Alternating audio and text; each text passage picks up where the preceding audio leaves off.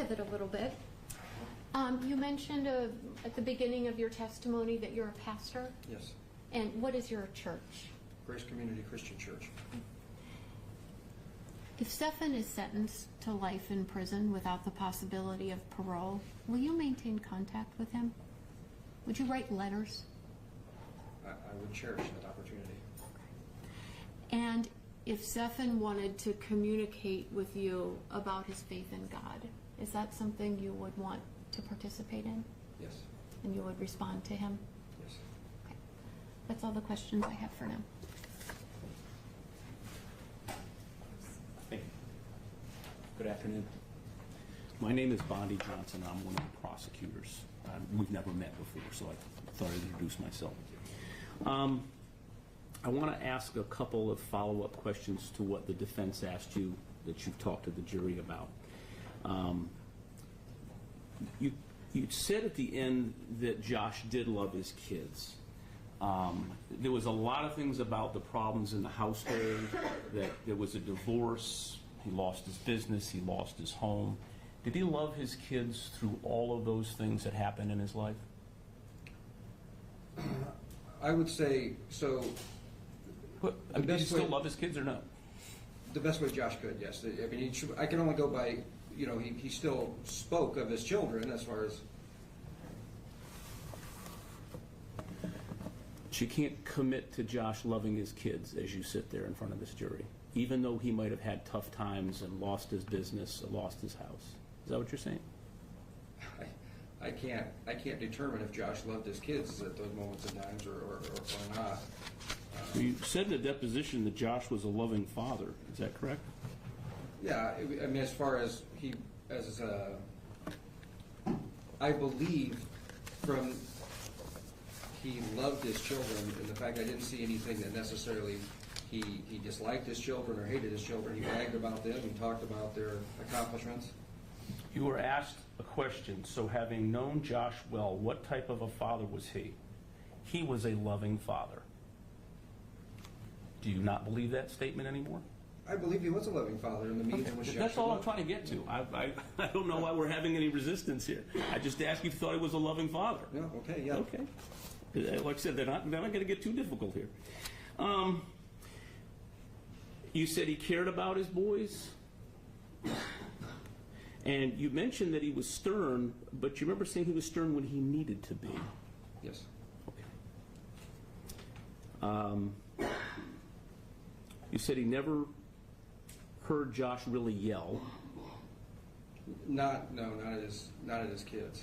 You said you never heard, saw any type of abuse. No. And you also said you never got any inkling that there was any of that.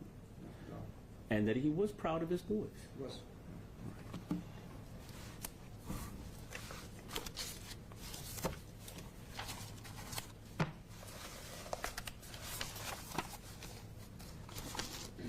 Now, you told the jury a lot of your observations about what Zephan was like growing up. And you had a daycare, so you had some constant contact during that time period. Is that correct? Yes.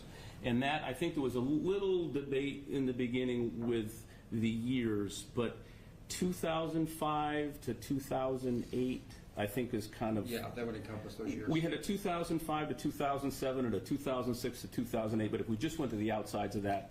Yes. Okay. So at that point, Josh was 8 to 11-ish in that time period, if I do the math correctly, if he's born in 97? Yeah, Okay. probably. Up or down?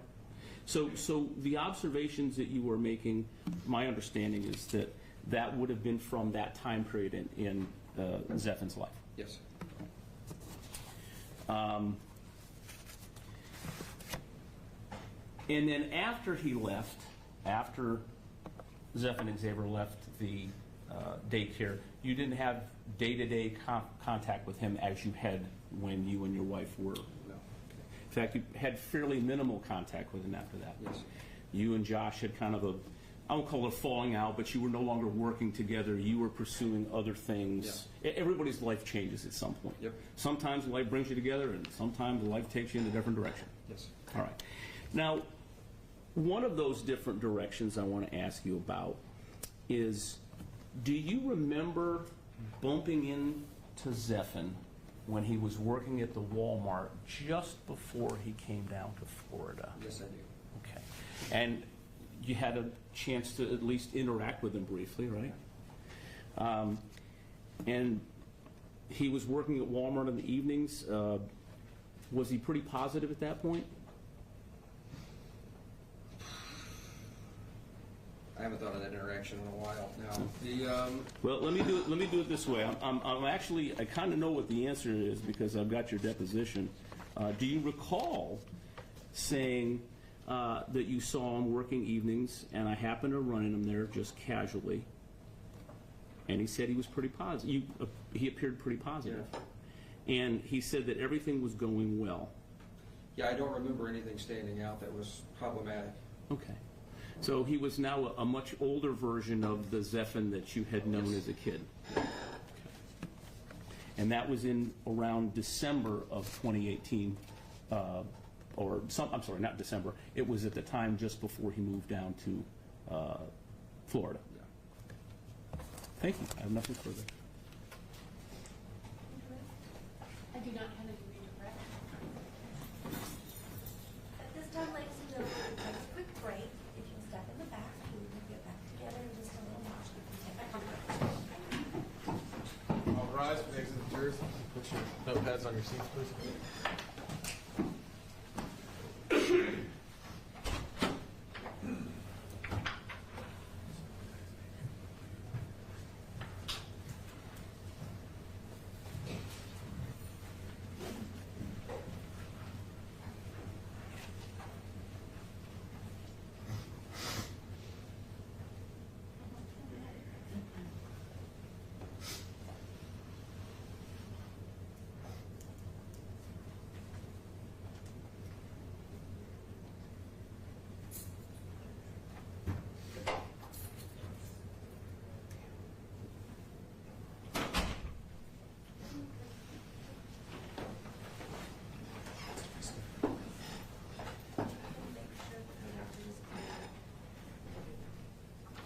I'm sorry, you wanted me? Just make sure that the record. Sure. Now that our jury has stepped out, I have some additional questions that I need to ask you outside of their presence from when we did our sidebar, okay? Oh, okay. Okay. So, turning to the Behavioral Health Center. Do you know Michiana Behavioral Health Center? Yes, I do. And how do you know it? In our area, no one in that field does not know about behavioral health center. It does not have a very good reputation, or didn't at that time.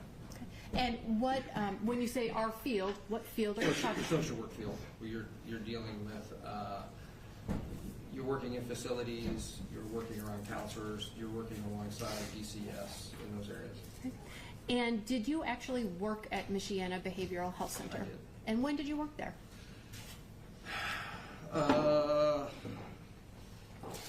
2002 or 2003 for a really brief time.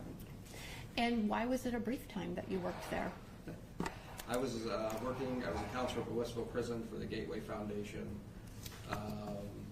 Michiana Behavioral Health Care had contacted me about coming in, and I got tired of driving 45 minutes to Westville, especially in the winter. So I thought, okay, Michiana Behavioral Health Care is 5 minutes from my home. They wanted me to go over their evening shift, to supervise their evening staff. They told me to come in, they wanted me to observe the staff, see what needed to change, any changes that needed to happen. And my suggestion was, if they wanted me to work there, they needed to fire every member of that staff. It was a very unprofessional, it was